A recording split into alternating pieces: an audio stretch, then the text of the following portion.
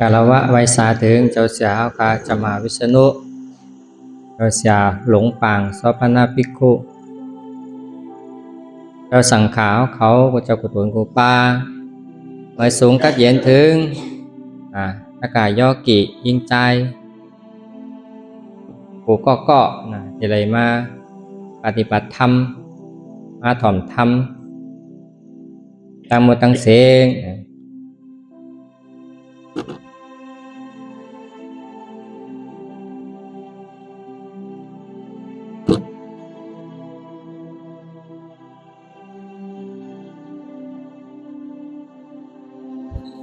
เมื่อเลี้ยวปีศาสนาพระเป็นเจ้า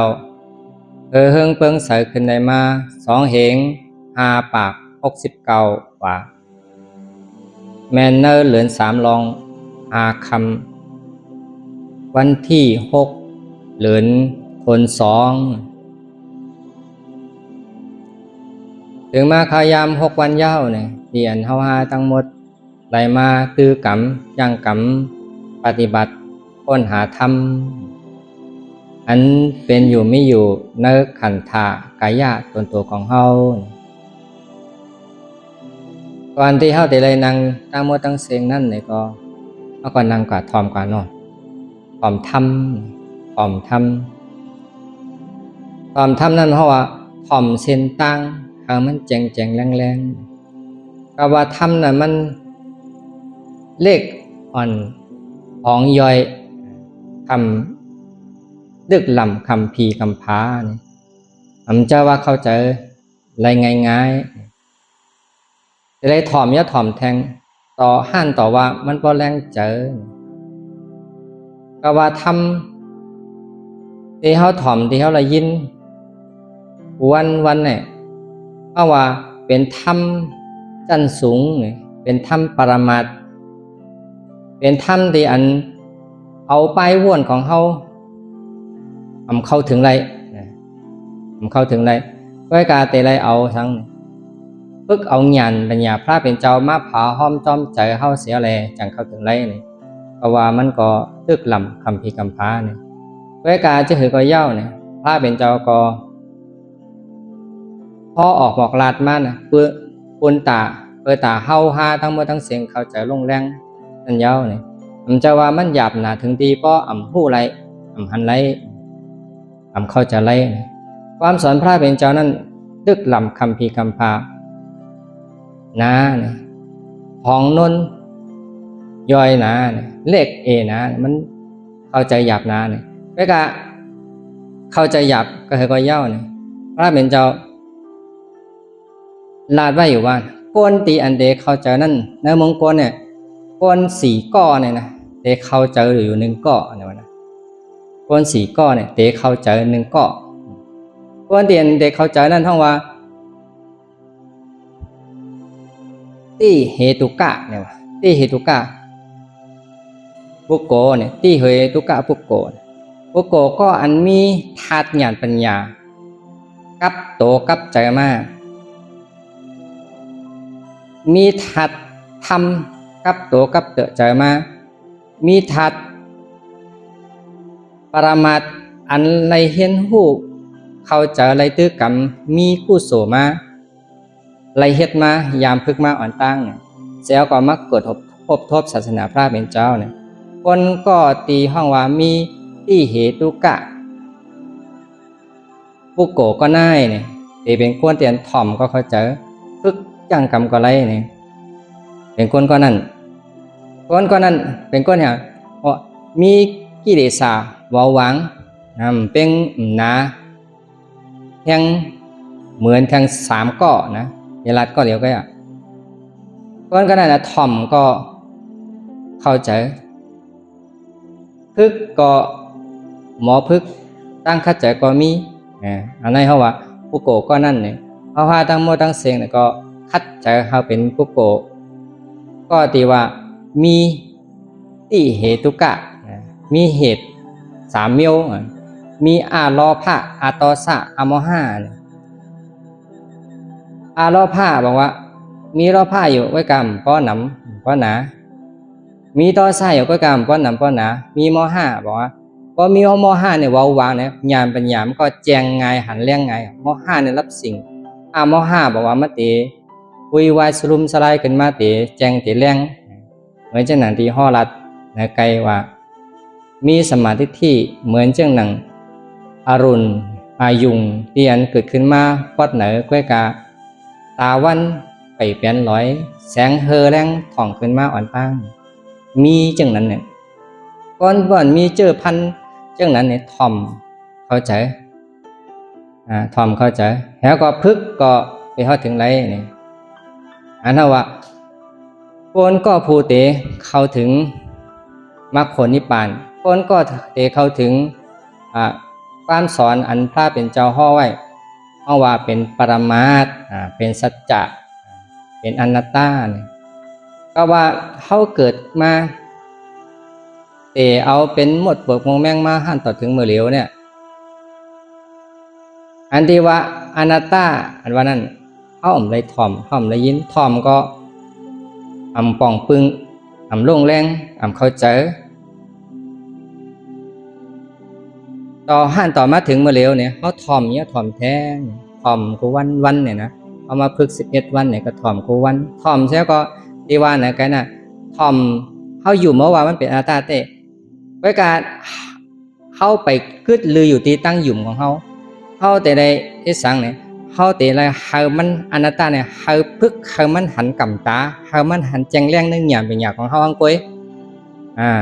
นั่นพระเป็นเจ้าสอนเขาให้เขาเฮ็ดจังนั้นนะก็นั่นแหละศาสนาพระเป็นเจ้าจังว่ามีปริยัติถ่อมเห็นหูมีปฏิบัติเมนหูเมี่ยวเหลียวก็ไปเลยแต่อะไรเอามาตีเข้าเห็นหูถ่อมยินเขาจะย้อนนั่นเนี่ยเอามาพึกมาเฮ็ดมาจามด้วยว่าตีพุทธพระเป็นเจ้าห่อหมอกล้านว่าจื้อเตห้าเนี่ยเขามันแจงเจอของห้องกุ้ยตาโลพึ่งอิงไปนะว่าเขาจะได้หยุ่มจังนั้นจังไหนเนี่ยเขามันตั้งหยุ่มเนี่ยมันหันเตอตาเขาเสียหยุ่มขึ้นมาห้องกุ้ยเนี่ยอันนั้นว่าธรรมสถานั่นนะธรรมสถาเขาก็พึกอันนั้นพึกอันนั้นเขาว่าปฏิปัติเนี่ยปฏิปัติแล้วขยามกลางวันวันไหนเนี่ยก็ เดี๋ยวเอาหัวคอทำตรามี2 คอว่ะปฏิปัติ2 เปิงอะไรวะนะปฏิบัติ2 เปิงไล่ตื้อกรรม2 เปิงเนี่ยไล่ตื้อ2 เปิงเนี่ยมันจำกันนะบางพอเขาตื้อกรรมอยู่เขานั่งอยู่เนี่ยเขาอยู่ภายเลยนะ อยู่ภายเลยเพราะว่าความทางเมืองเขาเนี่ยเขาว่ากรรมฐานเนี่ยนะกรรมฐานเอามาพึกเนี่ยเขาเป็นกรรมฐานเนี่ยกรรมฐานได้เนี่ยมีอยู่2 เปิงเอาว่าสมถะกรรมฐานและวิปัสสนากรรมฐานนะสมถะแปลว่าสมาธิกรรมฐานกรรมะที่เขาลัดมาเมื่อไกลหนอกรรมะเนี่ยพุทธศาสนาพระเป็นเจ้าสอนเขาหยุ่มกรรมะลองให้ตั้งสร้างของเขานั่นน่ะของเผยของมันน่ะนำกัดตั้งขันมิติกรรมะของเขามิติเปิลมรรคผลนิพพานก็มิตินำกัดตั้งขันของเขามิติพระเป็นเจ้าก็เอาปันเท่าไรพระเป็นเจ้าเฮ็ดปันไรเนี่ยพ่อแม่ก็เฮ็ดปันไรลูกหลานก็เฮ็ดปันเท่าไรเนี่ยอะไรเฮ็ดทั้งเผยทั้งมันกรรมะนะนั่นแหละกรรมฐานเนี่ยมี2 คอนะมี3 คอสมถะ1 คอกรรมะ1 คอทาน1 คอเนี่ยสมถะกรรมฐานเนี่ยนะสมถะเนี่ยบอกว่าสมาธิกรรมะบอกว่าลองเฮ็ดตั้งสั่งฐานะบอกว่าตั้นเฮงตีเฮ็ดมันเอาเฮ็ดการเพราะหุงข้าวเนี่ยเขาจะได้เฮ็ดในห้องมือห้องแกงเขานะเพราะเขามานั่งสมถะก็ยากกรรมฐานวิปัสสนากรรมฐานก็ยากเขาจะได้มีตั้นเฮงตีเฮ็ดมันตีเฮ็ดตีในซ้ำเป็นที่ไรนะเป็นตีเจอเนี่ยตีฐานะว่าตั้นเฮงกรรมะบอกเฮ็ดสมถะบอกว่าเอาเจอตั้งมันหนิมอยู่ที่เหลวอารามณะนะตัวเขาเนี่ยมันมีหนำรู้เนาะอารามณะเกิดทั้งตาหันห่างเกิดทั้งหูได้ยินเสียงเกิดทั้งคูหลังไรแสวไอเกิดทั้งลิ้นไรอารสาเกิดทั้งโตไรที่เตอร์เกิดทั้งเจอว่นปรุงแต่งของสร้างอันนั้นเขาอารามณะ ารมณะว่าสมถกรรมฐานก็บอกว่าตันเฮงตีเหตุการณ์เฮอเจอปักตังมันอยู่ตีเหลียวเดี๋ยวนะสมถะนะสมถะปักตังมันอยู่ตีเหลียวบอกว่าอารมณะอารมณ์ตีมีตั้งตาตั้งหูตั้งคูหลังตั้งลิ้นตั้งโตแต่ตั้งใจพวกเมียวเนี่ยเอาเมียวเราเมียวหนึ่งก้อยเอาอารมณะเมียวเราเมียวหนึ่งก้อยเฮอจะเข้าปักตังมันนิมอยู่ตีนั้นปันอักขว้างจะเข้าเล่าเหล่ว้วนกวังขึ้นลงอีสังปอมาเนื้อขันธากายะตัวโตเขาก็ย่อปันจะเข้ากว่าหับหูเข้าปักตังมันอยู่ตีหนึ่งทีเดียวตีนั้นเฮ็ดขึ้นมาสร้างขึ้นมาหนึ่งกุ้ยนี่อันนั้นว่าลายตื้อกรรมสมถะเดี๋ยวนะก็ในเฮ็ดสังแลนี่นะเฮ็ดสังแลตื้อกรรมสมถะเนี่ยคนที่อันเขาอยู่ตั้งวันตั้งมื้อตั้งเฮินตั้งเยมุกปอกกันเนาะแล้วก็อยู่ตีเลยเหตุการณ์สังก็มันสุกซากจะเขาในยิ้มเศร้าสีบอก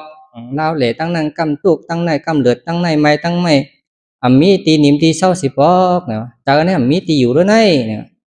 กำกว่าตั้งหูตั้งกาตั้งตาตั้งพลังโตนั้นก็เจอนอนอยู่ก็ยังตึกจอกเหล่กว่ามาอยู่พงผิวเย้าไหวลือเศร้ามันเป็นตักตุกข้าลงในเพราะฉะนั้นนะเพราะฉะนั้นก็เนี่ยเขามีไปวนไปวนว่าตอนตาเตเฮ็ดเธอมันกัดเย็นนั่นน่ะเตเลยเสียสารเนี่ยตีเจอมัดเจอ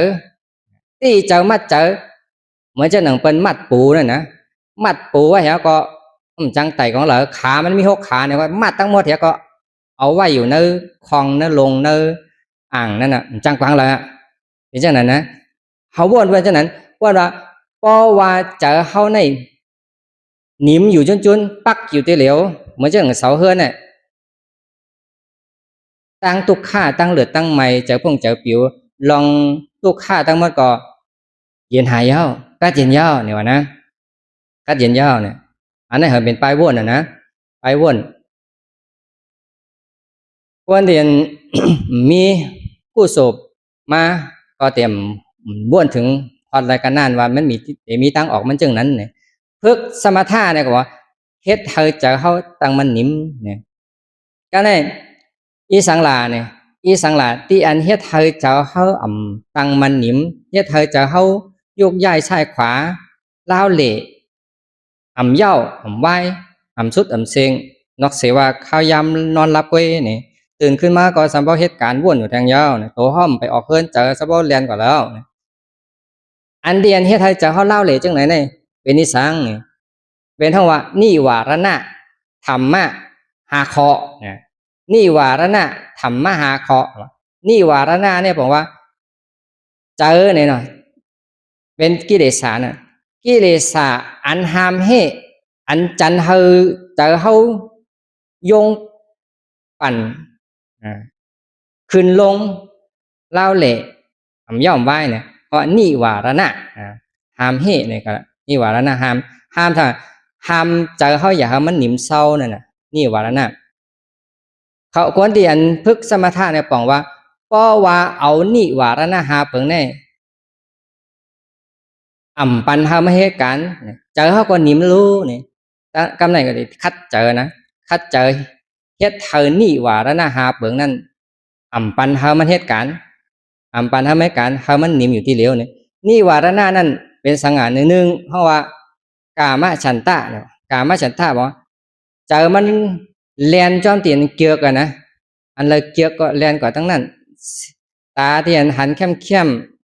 แลบหางดีหางงามก็เลียนเล่าเลียนแลนกว่าจำนั้นหูที่อันได้ถ่อมก็มันเกี่ยวถ่อมที่อันลีถ่อมอันเข้มอันแลบอันมันถ่อมว่ามันมวนเจอในหูนะตั้งหูตั้งตาตั้งคูหลังก็เหมือนคูหลังก็ใครหนมช่วยไออันหอมหึ้นอันแค้มอันแลบตั้งลิ้นก็ใครเล่ลิ่มอารสะอันแค้มอันหวานเอาอันแค้มอันหวานอันเกียกวะก็ในตั้งโตก็ใคร แต่งหางมันที่มันเตอร์ที่อันมันเข้มมันแลบหางเข้มแลบเนี่ยเกี่ยวกันเข้มอันแลบอ่ะเป็นโคเล่เป็นกูเจอกูเปิงเนาะใจก็เหมือนกันนะใจก็เจอหาเมียวอันเฮ็ดเธอจะเข้ามวนกว่าซอกหาดิกนะปึงอิงตั้งนอกเสียก็จังไกมีลองซื้อสาหมอปึงอิงตั้งได้อ่ะปึงอิงตั้งตาหันป้อมและหันสังเนี่ยใจก็ตุกข้าเนี่ยก็เลยหาที่อันเข้มอันแลบอันนี้ตัวอันนี้ถ่อมหาตั้งนอกดิกหาวันคืนอันหนึ่งเย้าอันหนึ่งเย้าอันเนี้ยก็ย่อมว่าเจอเขาก็เล่าเหล่ปั่นกว่าจอมตีอันเกือกอยู่วันคืนเนี่ยอันนี้เพราะว่าอันหามเฮปั่นเจอเขาหนิมเศร้าข้อที่หนึ่งนี่ข้อที่สองก็เนี่ยเจอที่อันเกือกกับเนี่ยมันมีเกือกแหละเกือกนะอันเกือกเจอฮุกเจอให้อีสังที่อันมันเกือกตั้งตาก็ว่าตาเขาจะว่ามันติเลือกอะไรว่าเขาติเอาเลือกตัวที่อันลีเข้มก็จะบางบอกอะไรตัวที่อันเกียกหันก้นก็เกียกจะเขาก็เกียกได้ถ่อมเสียงอันนั้นลีถ่อมใจก็เกียกเจออันที่ใจต่อซ่าเนี่ยนะเจอเทซ่าเจอใครคาใครแหมเจอเลือดใหม่ย้อนเจออันนั้นแหละเจอเขานิ่มเนี่ยนะเขาเข้าใจแล้วนะอันนั้น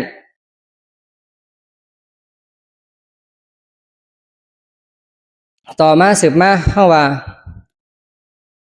เจอเงาเนี่ยนะเจอเงา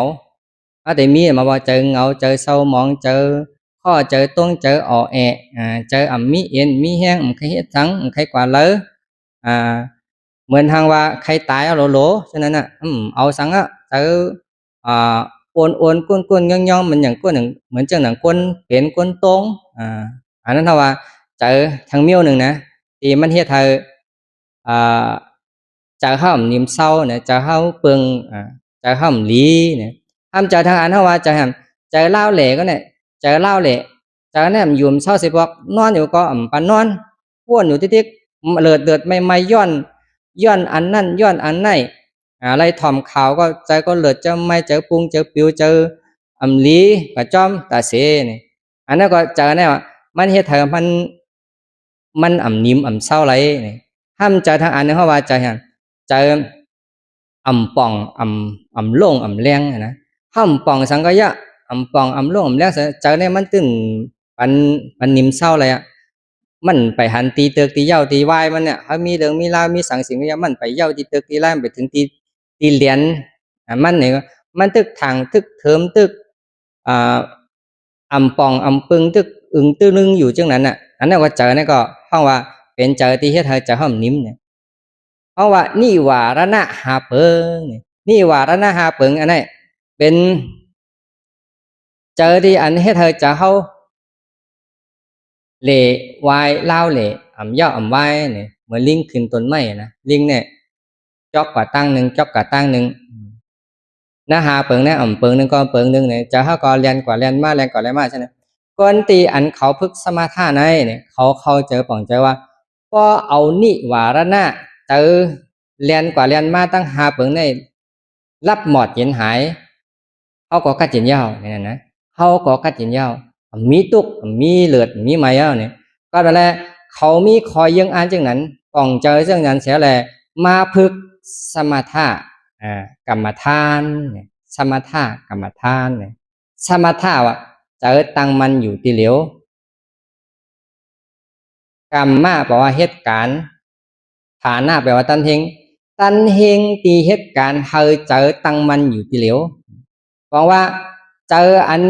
ยุงยางหาเมียวตีว่ามานั่นปันไม่เหตุการณ์เสียเมียวปันมันเหตุการณ์เสียเมียวเหตุต่อเพราะว่าเจอยุงยางหาเปิงนั่นเหตุการณ์ก็เหตุการณ์เจอก็กัดเย็นเจอก็สุกซากเจอก็นิ่มกัดเย็นพงปิวมีสังน่าจะโปโลห้างล่างเย็นสีเป็นอุเบกขาเป็นหมดนอนอยู่ก็กัดเย็นไปอยู่ก็กัดเย็นมีอารมานะอารมณ์สังสิงเข้ามาก็มันพื้นเจอเขามันพงกว่าจอมไหลเนี่ยอันนั้นว่าสมถะกรรมฐานเนี่ยนะสมถะกรรมฐานสมถะกรรมฐานเนี่ยหลายพึกมันบางปอกเขาจะได้พึกนะเพราะว่า กำนำแต่เขายามอยู่ตั้งเมืองไทยแล้วก็พึกมานะเมืองไทยเขาก็เตมีหลายมิโยนะไอ้พึกเนี่ยไล่พึกสมถะกรรมฐานเนี่ยเตเงาตีนับหนึ่งทีแล้วเนี่ยตีสติสติเอาสติอ่อนโหน้ำนาสีเหตุการณ์สติอ่อนโหน้ำนาสีเหตุการณ์สตินี่เตมีเจอเตนับหนึ่งที่เจอน่ะเจอสติสมาธิเตมีสามอันเจอสติสมาธิอัตกาเขาต้องไว้เตเจออยู่สามเมียวเนี่ยเจอเนี่ยมันยุงยางมันเรียนกว่าเรียนมาเนี่ยเสียก็เอาสตินั่นจอมหู้เอาสตินั่นตั้นคุกจะไรของหู้โตน่ะนะตั้มคุกจะไรกูเมียวนะว่ามันเกิดแห่งคืนมาเนี่ยก็เนี่ยเอาสตินั่นสร้างอารมณะอารมณ์สร้างอารมณะอารมณ์เสเปิงบอกว่ามาปักเป็นลักไว้มาปักเป็นลักไว้ปักเป็นลักไว้ปักกันชื่อหือเนี่ยเหมือนจังหวะตัวลมนะขาขอมันก็กติยามตัวลมนะตัวลมเขาลมออกอานาปานาสตินั่นนะอานาปานาสติลมเขาก็ทุกจะไรจอมลมออกก็หู้ลมเขาก็หู้สติเองก็บอกว่าหู้ก่อนนะเมื่อการตะกาเดี๋ยวทอมกับทอมมาตั้งหู้สติอะไรหู้ปิญญาเนี่ยมันเลือกกับเหตุกันนะสติเนี่ยก็หู้เหมือนกันนะหู้ลมเขาลมออกลมเขาลมออกเอาจะเข้าปักมันอยู่ตีลมเขาลมออกอ่ำปันอักขว้างอ่ำปันอนุญาตจะเข้ากว่าตีขึ้นจักมาตีลมไทยเจอกว่าตีการตีงานจักมาอยู่ตีลมถอยเจอกว่าตีก็ตีแสจักมาตีลมถอยเจอกว่าลองตีเจอหลีจำหลีจักจันมาปักอยู่ตีลมถอยเจอเนี่ยบอกว่าลมถอยเจอนั่นเป็นลักสตินั่นเป็นเจกเป็นเจกจันมาตีลักนะเป็นเจกจันมาตีลักให้มันปักมันอยู่ตีเหลียวบางก็ซ้ำในเพื่อเกี่ยนั้นบางก็ซ้ำว่ามีปริกรรมเนี่ยวาจอมนะวาจอมเอาเจอเข้าตังมันอยู่ตีหนึ่งตีเหลียวเสียแล้วเนี่ยปริกรรมมันจังว่าพุทธเนี่ยนะเมืองไทยก็จะเป็นอย่างนั้นเมืองเข้าแต่ผมหัวเนี่ยก็จะชื่อ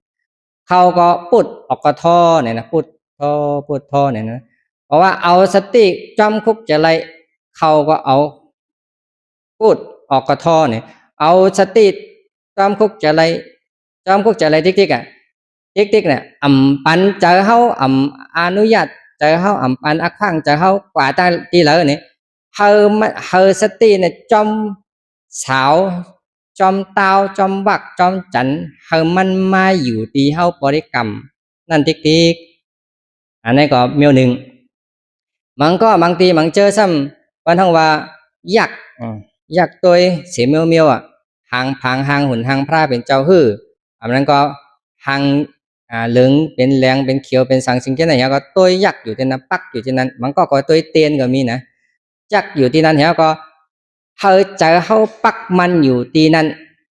อนุญาตปันอักขว้างปันเจอกว่าที่ไหนเฮามันยื่งอยู่ที่เหลียวนี่อันนั้นเท่าว่าพึกสตินี่นะพึกสติเอาสติอ่อนโหน้ำนาเอาสติเป็นเปิงใหญ่เสียก็เหตุการณ์นั่นนะเหตุการณ์เด็กๆหันต่อว่าพอเจอเฮากว่าตั้งหลายนี่สติแห้งใหญ่มาสมาธิก็คืนนะครับนั่นนะสมาธิก็คืนในหัวเจอเฮาพ่งกว่าตั้งหลายปิวกว่าตั้งหลายมันอยู่ในตีเหลวนี่อยู่ตีอันเฮามันอยู่ตีอันเฮามันอยู่เฮ็ดติ๊กเนี่ยหันต่อว่ากูเมียวเจอหาเปิงที่ว่านั่นน่ะเจอพ่งจอมกามะกุ่งหาเปิงเจอลีตั้งมัวตั้งเสียงเจอพ่งปิวกูเมียวเจอถังเถิมกูเมียวเจอห่อเหี่ยวเจออ่อนตั้งมัวตั้งเสียงนั้นเมียเป่าโปรโหห้างล่างเหี่ยวก็นิ่มอยู่ที่เก่านะเพราะมันนิ่มอยู่ที่เก่าเพราะนั้นเพราะว่าเป็นสมาธินี่นะสมาธิก็ในสมาธิก็จะมีจันก่อนที่กันละกันเขานะต่อเพราะว่าได้จันนั่นนะจันเนี่ยบอกว่าเจอวนที่ห้องว่านี่วารณหาเปิงนั่น มันเย็นหายไว้มันรับไว้มันนำเหตุการณ์มันเหมือนจะหนังเพราะว่าเข้าไม่เยอยาก็ตายหาลายกว่าเหมือนทางมีเวกาเพราะว่าฝนตกน่าหยอดขึ้นมาเนี่ยเยอยาก็ทำมาลูกติดแล้วมากกว่าหัวเนี่ยย้อนว่ามันมีเจอมีพันมีอยู่แต่เหรียญนั่นเอาเนี่ยอันนั้นก็เหมือนกันเพราะว่าเขาพึกสมถะไรหลีเนี่ยสมาธิแห่งใหญ่อยู่เนี่ยเป็นจานอยู่เนี่ยแต่ว่านี่ว่าระนาหาเปิงอันวันนั้นจางเหตุการณ์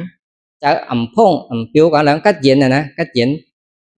กองกัดเย็นอยู่เช่นนั้นเนี่ยเพราะว่าเป็นสมถะเนี่ยอันนี้เราไล่พึกสมถะกรรมฐานเนี่ยเอาสติอ่อนโหนน้ำนาเปิดตาไรหังไรสมาธิไรสมาธิซ้ำไรสังเนี่ยไรอันกัดเย็นเนี่ยที่ว่าอันกัดเย็นให้สังไรกัดเย็นเนี่ยย้อนว่านี่ว่าระนาเจอพงปิวตั้งหาเปิงนั้นมันเหตุการณ์เนี่ยนะมันเหตุการณ์ที่เป็นขั้นเป็นตอนเหมือนเช่นนั้นก็แล้วสมถะกรรมฐานเนี่ยเอาสติอ่อนโหนน้ำนาเสียก็จันเจอไว้ตีอารมณะอารมณ์ตีหนึ่งตีเหลียวเมื่อตัวลมตีหนึ่งตีเหลียวอันนั้นเหตุการณ์สมถะตีหนึ่งตีเหลียวนั่นเนี่ยอันว่าสมาธิที่หันสภาวะอนัตตาอันว่านั้นไปมีไปเกิดไปหู้จักตัวลมเขาลมออกก็ไปหู้จักอนัตตาไปหู้จักผู้ว่ามันเข่ามันออกเมียวเหลียว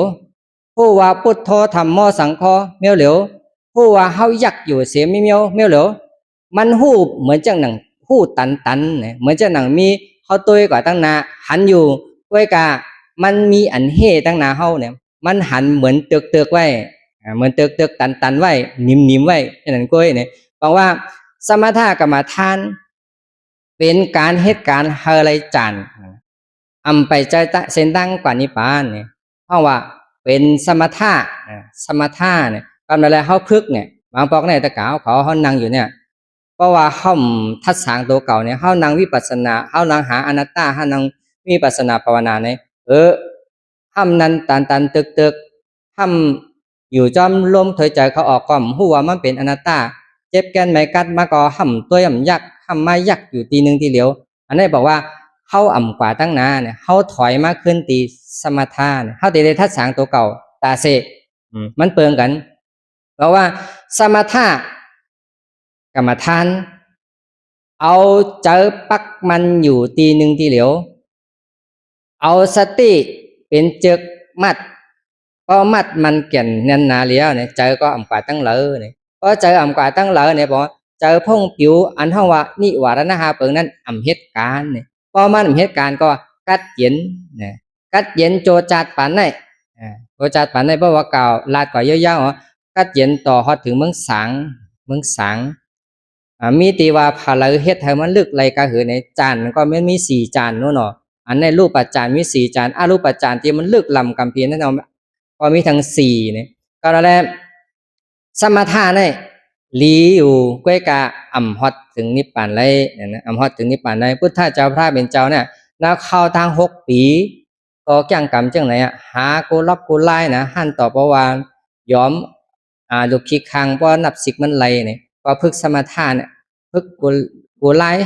พึกกุติจอมเตียนเบิ่นว่ามือป่านนั่นน่ะมีฉลาดที่เลยกัดเขียนสำนักเลยหลีวัดเลยจ้องเลยสอนพระเป็นเจ้าพุทธะเจ้าเศรษฐากุมาได้จะกุญใจเนี่ยกว่าพึกมดเพราะว่ามาขอดยอดมาเนี่ยพระเป็นเจ้าทั้งหมดทั้งปิดตีเฮียนมาผู้มาพึกมาอ่อนตั้งก่อนจะเป็นพระนั้นเนี่ยเป็นลายพึกสมถะเนี่ยเป็นลายพึกสมถะเนี่ยพึกตาเฮยใจเขาหนิมก้อยเนี่ยรีอยู่ก้อยกะมันป่นรอดเลยเนี่ยก็เนี่ยกรรมฐานทางเปิดหนึ่งเขาว่าวิปัสสนากรรมฐานเนี่ยที่เขาพึกเนี่ยวิปัสสนากรรมฐานอันนั้นวิปัสสนาภาวนานะวิปัสสนาภาวนาเนี่ยข้อมูลอ่อนเขาว่าในวิปัสสนาภาวนาเนี่ยวิปัสสนาเพราะว่าสัมมาทิฏฐิภาวนาเพราะว่าสัมมาสังกัปปะ2 ปัญญา2 เปิงโฮมกันเหตุการณ์จังเขาว่าวิปัสสนาภาวนาเนี่ยอันนั้นเขาว่าวิปัสสนากรรมฐานเนี่ยเมื่อเขาว่ากรรมฐานเนี่ยวิปัสสนาบางทีบางเจอเนี่ยเพราะว่าตะกาเขามาไรเห็นหู้ไรถ่อมไรเพื่อครั้งหัวไรหู้ว่าบางทีบาง บางเจ้าเขาก็ว่าเป็นจองสอนวิปัสสนากรรมฐานเนี่ยนะก็วิปัสสนากรรมฐานเนี่ยเป็นความสอนคำสื่อของพระเป็นเจ้ารู้ในการเพราะว่าเข้ามาถ่อมมายินเขาเพื่อข้างตัวเขาที่ว่าที่เปิ้นรัดเกาหลีที่เปิ้นสอนกันเกาหลีเนี่ยเป็นสมถะเป็นวิปัสสนาเนี่ยเขาก็ฮู้ฮังกวยเขาฮู้ว่าสอนเจ้าคือเนี่ยตอนตาสร้างเนี่ยตอนตาเอามาเป็นท่อนดีของตัวเก่ามันจะว่ากว่าเสกว่านี้นะการวิปัสสนากรรมฐานเนี่ยวิปัสสนาเนี่ยวิเนี่ยบอกว่าวิเศษเนี่ยนะวิเศษเพราะว่ามันลึกน่ะเอาตาก้นหันตาผีหันตาสังหันเอาสังก็ตัวหันน่ะนอกเสว่าหมักตาพุทธะปัสสนาบอกว่าปัญญานั่นนะปัญญาบอกว่าหมักตาพุทธะหมักตาพระเอาหมักตาพระตัวหันเนี่ยวิปัสสนากรรมะบอกว่าตีเหตุการณ์ฐานะกรรมะบอกว่าการเตียนเหตุฐานะแปลว่าตันเฮงตีเหตุการณ์วิปัสสนากรรมฐานว่าตันเฮงตีเหตุการณ์วิปัสสนาเหตุการณ์วิปัสสนาซ้ำเหตุการณ์สั่งไหนเหตุการณ์มรรคโผนั่นนะมรรคโผก็ในเหตุสั่งแล้วเหตุการณ์กรรมฐานห้อวิปัสสนากรรมฐานละเนี่ยมันเป็นย้อนว่าพระเป็นเจ้าพุทธเจ้าสอนว่านิวารณะในเอาสมถะพึกกระหือก็เย่าเอาให้มันหนิมก้อยกำเอามันตายไรเอามันออกไรล่างแปฏิจจอะไรหนิมก้อยนั่นนะหนิมก้อยก็ได้นิวารณะเจอพงปิวหาเปิงนั่นมันไปเจอหักเงาตีเตะมันเป็นกิเลสกลางเนี่ยอันกลางมันเป็นโตกลางมันก็เนี่ยที่อันลึกอันเป็นหักเยอะปอพุทธขึ้นมาเป็นนิวรณะเปิงนั้นมันมีแทงเนี่ยนะมันมีแทงค่ะมีแทง10 เปิงเนี่ยพระเป็นเจ้าหันลึกเสนิวรณะเปิงที่ว่าเมื่อไกลนั่นนะเพราะว่ากิเลส10 เปิงเนี่ยกิเลส10 เปิงเนี่ยป้าโมผมโจ้แม่มีรอพะต่อ3 โมหะอันนั้นก็มีอัตตาอ่อนโหน้ำหนาอันนี้เป็นกิเลสที่ลึกมันพอความป่าลิของว่าอนุสยกิเลสเนี่ยเป็นกิเลสที่มันตื่นมันมีเหตุการณ์ก็ย่อมให้กันมันตื่นมันมีสามเตียนเจอพงเจอปิวเจอตุกเจอเนเจออันดีทั้งหมดทั้งเสียงเนี่ยมันเป็นกิเลสกลางมันก็นะอันกลางมันก็มันไปเจอว่าตัวเต้มันแต่อะไรลงลึกกว่าเหตุนั้นแทงมันจังไกลกว่าหญ้าตัวแม่มันมันจังว่าพึ่งเนี่ยก็ตัวนางมันอีกกูก็ไปตัวนางมันจะเนี่ยกว่าเล็กๆกันหญ้าจะนั่นตัวที่อันว่าเป็นตัวเก่ามันนั่นน่ะกิเลส10 เปิงเนี่ยพุทธะพระเป็นเจ้าว่าเอาสมถะก้อยเนี่ยมันก้อยอะไรเอานิวรณะเปิงนั้นรับหมดก้อยซ้ำไปถึงหักเงาของนิวรณะนั้นแทงนิวรณะนั้นอนุสยกิเลสเนี่ยเป็นหักมันนิวรณะเนี่ยเป็นกิ่งเป็นการมันเป็นกิ่งเป็นการนั้นก็แทบกิ่งก็เหยก็ถึงปี2 ปีมาต้นไม้ก็คุณมาเหมือนเก่าก็นั่นแหละวิปัสสนากรรมฐานเนี่ยก็บอกว่ากว่าหักเงามาเสียก็ถอนแบดมาต้นไม้ก็ถอนทั้งหักทั้งหงออกมานั่นน่ะก็สมถะกรรมฐานก็แทบกิ่งแทบต้นไงแทบหักคุดหักเพราะว่าพึกเป็นย่อกาเนี่ยก็บอกว่าย่อกะที่มันย่อกะให้แห้งเนี่ยเขาก็กินยาไงซ้ำเข็มก็เนี่ยอันนั้นว่าสมถะนะก็ไอ้วิปัสสนานี่เป็นผ่าตัดเอาที่อันเจออันแมงที่มันเฮ็ดเธอเป็นย่อกะออกแปดพอออกก็หายจริงนั่นนะกิเลสที่เขาปฏิบัติจ้างกรรมวิปัสสนาเนี่ยก็ตอนตาเข้ากะหันกิเลสอันลึกเหลือเสนิวารณธรรมหาเปิงนั่นเสียก็เอาออกแปดวิปัสสนาทำเต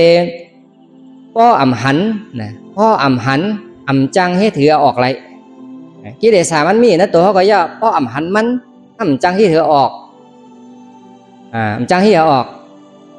มันมีว่านัตขันธากายะตนโตของมันน่ะกูก็มีกูก็กิเลสเนี่ยมีอันว่านั้นน่ะ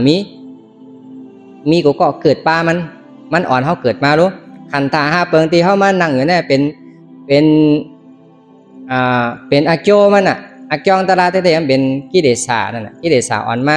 กิเลสเฮ็ดให้เวียนว่ายตายเกิดนั่นนะก็แล้วแหละที่มันเฮ็ดการเอาตายเกิดอยู่จังไหนนี่เพราะว่าเฮามีญาณปัญญาพุทธะพระเป็นเจ้านี่จังหันมันน่ะเพราะจังหันมันเนี่ยตอนตาที่เอาออกแปดนั่นจังเหี้ยจังเฮ็ดถือกาอะไรปันมันเฮ็ดการเนี้ยปันกับปันมาตายเกิดอยู่ย่อมไหว้สิปอกเป็นตุกฆ่าอยู่มีเสียงที่สุดนั่นก็นี่ก็แล้วแหละวิปัสสนาแปลว่าปัญญาเนี่ยที่อันเข้ากับหันกิเลสนะเข้ากับหันกิเลสวิปัสสนากรรมฐานเนี่ยเพราะว่าเป็นปัญญาสองโตเหตุการณ์โฮมกันแต่ที่มีปัญญา2ตัวติ๊กเพราะว่าปัญญาตัวเร็วเนี่ยมันจังเหตุการณ์น่ะเหตุก็มันเอาออกอะไรเพราะฉะนั้นว่าสมาธิที่เนี่ยกว่าหันกิเลสสมาสังกัปปะเป็นก็ยิบออกเป็นก็แทบเพราะว่าลาเลอไม่เนี่ยก็บอกว่าสมาธิที่เนี่ยเลอซื้อปันซ้ายปันขวาเลอก็ซื้อเนี่ยสมาสังกัปปะจันลาเด็กจันขึ้นจันลงจันขึ้นจันลงเนี่ยเฮ็ดอยู่ซื้อแต่นี่น่ะเด็กต้นไม้มันก็เด็กขาดอยู่ห่างเพราะแต่ในมีตั้งคัดเจอมีสัมมาวายามะอมหอมผาหอมจอมเนี่ยก็แล้วแต่ละมีญาณปัญญา2ตัวเนาะเพราะว่าวิปัสสนาเนี่ยสมาวิปัสสนากรรมฐานก็หวังว่าเป็นการเฮงตันเฮงตีเหตุการหันกิเลสเสียก็จันออกเห็นไหมหันให้ก็จันออกตีตะกาวขาหันอนัตตาจันออกกันนั่นน่ะจันออกจันใช่จันอัตตาออกจันกิเลสออกจันล่อผ้าออกจันต่อเศร้าล่อผ้าจะเป็นไงใครลูกใครยังใครไปใครปอนั่นว่าเป็นล่อผ้านั่นตันหาตีอันเจอสุกยุงเจอเลือดเจอไม้เจอเจ็บเจอแกนเจอตุกอยู่ตั้งหมดตั้งเสียงทำเป็นต่อซ่าน่ะเจอเรียนว่าเจ็บขึ้นมาเกาในขาเขาเจ็บอยู่ที่ติ๊กในเนี่ยผมย่อมว่าเสียปอกนะทำเจ็บติงเมื่อไหร่มาตีหายอันนี้เขาเป็นเรียนปั่นกับปั่นมาวนอยู่ที่ไหนที่เขาว่าเป็นโมหะรอผ้าต่อซ่าโมหะเนี่ยเกิดขึ้นอยู่ที่ติ๊กก็มาเลยเข้ามาพึกวิปัสสนาก็ว่าพึกขันรอผ้าเจอใครเจออยากทั้งหมดทั้งเสียงเตียงเป็นอยู่เมื่อเร็วนี่มาพึกขันต่อซ่าเจอหลีเจอหลีบางกำเกิดบางกำหายอยู่นั่นแต่ตุกแต่ขี่ทั้งหมดทั้งเสียงมาพึกขันเจอโมหะเตียนหันพิษว่าโอ้เจ็บเนี่ยเป็นเกาเจ็บขาเกาเจ็บมีที่เกาเจ็บมีที่นั่นมีทั้งซ้ายมีทั้งขวาอันนั้นว่าเป็นตีหันพิษจังนั้นเขาว่าเป็นโมหะ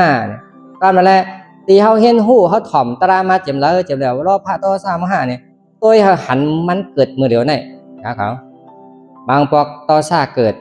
ที่จะฮุกให้บางเพิกล้อผ้าเกิดใครลูกใครยังใครปอใครเย่าใครนั่งนั่นว่าล้อผ้าทำดีอันจะพุ่งกว่าตั้งปิวกว่าตั้งให้เป็นจำห่ออันนั้นว่าล้อผ้าต่อซ่าโมหะอันมีอยู่ในขันธากายะตนตัวเขาเข้ามาเดินในสัมมาทิฏฐิเนี่ยกว่าหันมีผาหันปันเท่าไรมีผาหันมันก็ละก้อนนั้นมาตัวหันเป็นปันอีกหนึ่งดูนี่ตัวหันเป็นกันไรหันเผาหันมันน่ะพระเป็นเจ้าจังว่าเวทิตพ่อวินยูฮีวะพอมีปัญญามันตื่นหันทั้งกล้วยเจ้าว่าใช่เป็นมาหันทั้งเขาหันเผาหันมันอันนั้นเขาว่าเพราะว่าเขาหันอยู่จังนั้นเนี่ยหันเจอที่มันเป็นใช่ไหมอันนั้นว่าสมาธิที่เป็นวิปัสสน